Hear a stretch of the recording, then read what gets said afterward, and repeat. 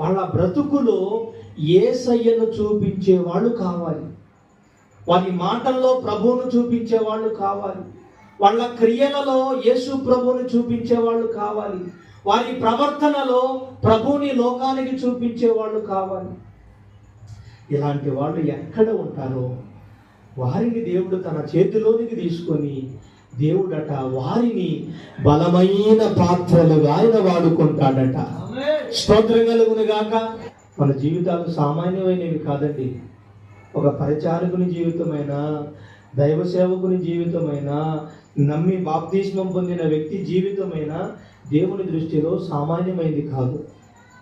ఈ లోకం నాకు వద్దు ప్రభువా, ఈ పాపం నాకు వద్దు ప్రభువా, ఈ ఈ ఈ చేదర జీవితం నాకు వద్దు ప్రభువా, నాకు నువ్వు కావాలి యేసయ్యా అని అడుగులు వేసిన నీవు దేవుని దృష్టిలో చాలా గొప్పవాడవు, చాలా గొప్పదానవు.